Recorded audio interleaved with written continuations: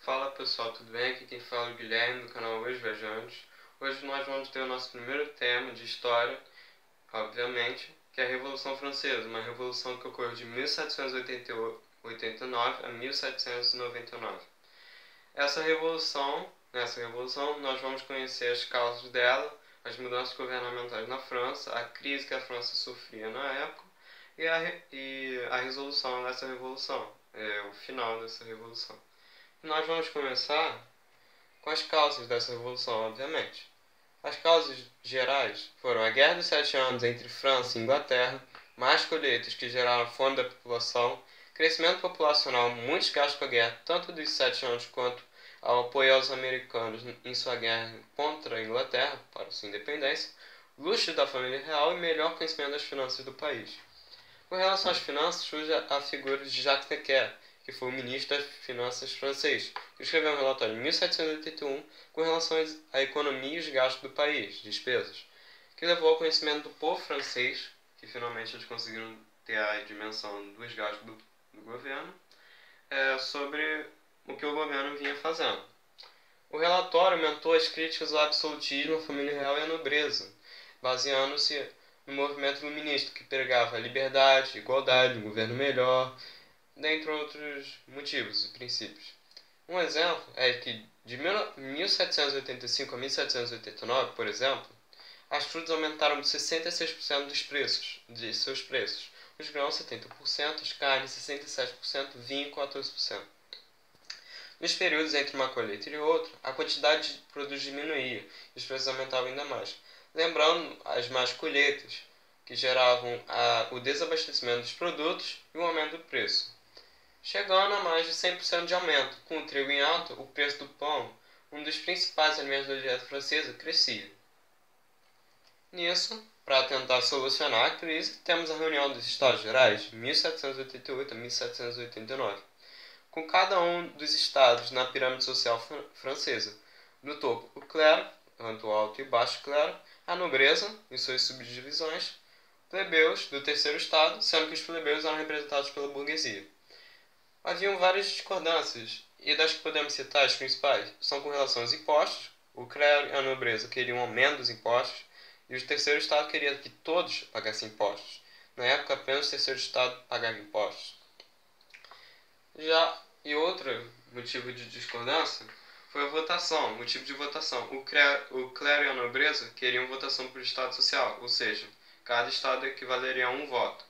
Se o clero e a nobreza votassem a favor dos impostos, ficaria 2-0, por exemplo. E aí os plebeus votariam contra e ficaria 2-1 e aumentariam os impostos, favorecendo o clero e a nobreza. Já os plebeus, eles queriam votação por cabeça, individual, pois eles tinham mais de 500 pessoas, membros dessa reunião, enquanto o clero e a nobreza tinham cada um por volta de 200. Com esses descontentamentos e essas divergências, em junho de 1789, os plebeus do seu estado e membros do primeiro e segundo estado que os apoiavam saem da reunião e fundam a Assembleia Nacional, 1789. E com isso, no momento da crise, em paralelo a isso, temos várias revoltas, e uma delas, muito famosa, a queda da Bastilha, em 14 de julho de 1789. Lembrando que a Bastilha era uma fortaleza medieval, servindo tanto de prisão quanto armazém de armas. Apesar de que no dia só tenha 7 prisioneiros na Bastilha que foram libertados, o evento foi bastante simbólico, pois significava a queda do poder do rei, pois a Bastilha era o símbolo da autoridade real, o símbolo do poder do rei francês. E com isso, outro evento bastante importante foi a Revolta Camponesa, que foi o Grande Medo.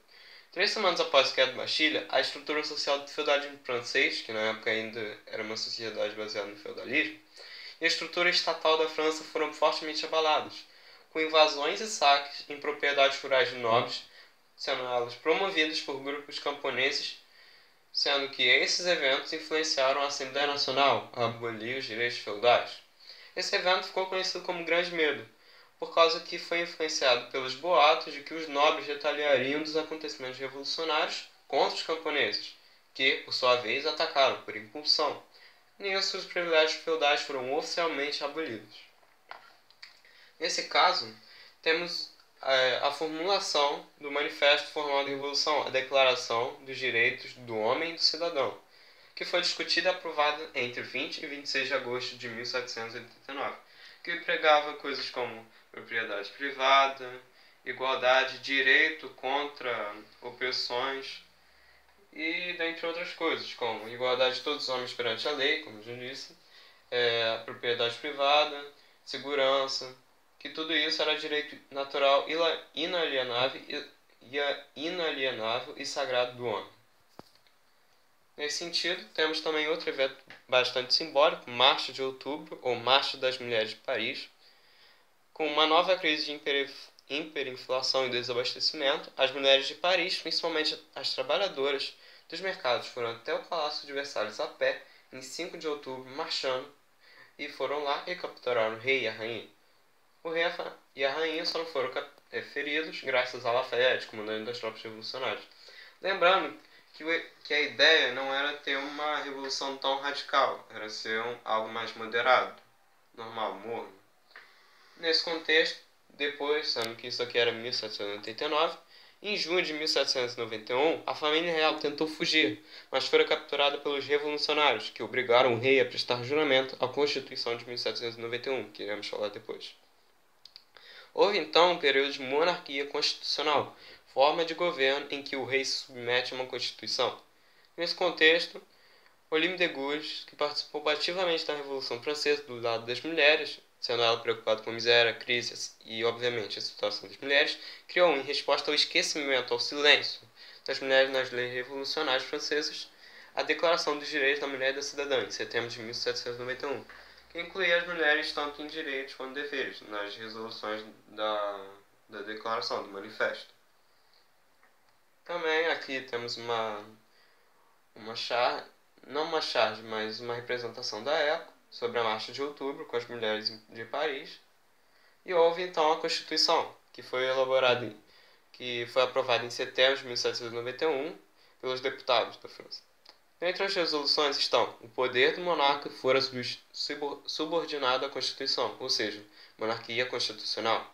O poder fora dividido em 3 instituições básicas e independentes: o executivo, o legislativo e o judiciário, que foi, por sinal, uma influência iluminista, já que naquele tempo tinha todas aquelas influências. Estabeleceu-se o voto censitário, fazendo que só podiam votar os cidadãos com determinada renda. A escravidão nos colônias francesas, como Haiti, foi mantida. As restrições mercantilistas e feudais foram extintas, favorecendo o livre comércio. Nisso, vamos parar por aqui um pouco. Depois iremos explicar outros andamentos da Constituição. Valeu, tchau.